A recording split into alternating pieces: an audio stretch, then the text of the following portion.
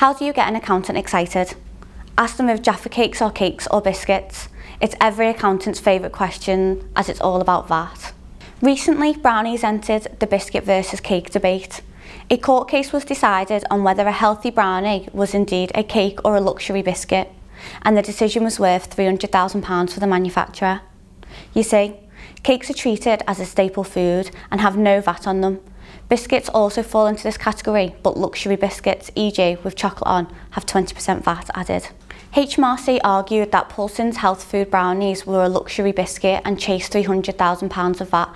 However, it was decided that the brownies can be treated as cakes, even though they don't contain eggs, dairy or gluten. Judge Amanda Brown conceded that the brownies wouldn't fit in the traditional cake stand alongside the Victoria Sponge, French Fancy or the chocolate eclair, but stated they'd be right at home with a cricket tea. Judge Brown also felt the texture and taste were consistent with a cake. So there you have it. Brownies are cakes. It's official.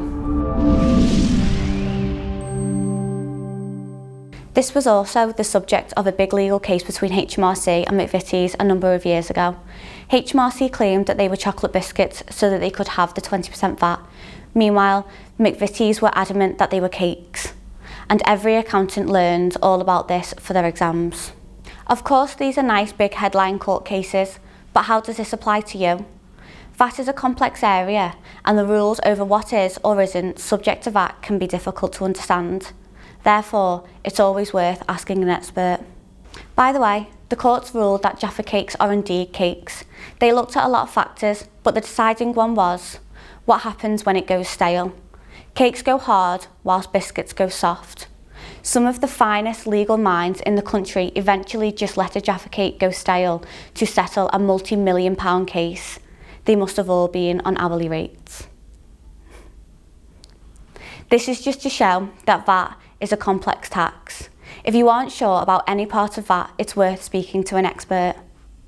If you have any questions at all about VAT, please get in touch and we can sort it out.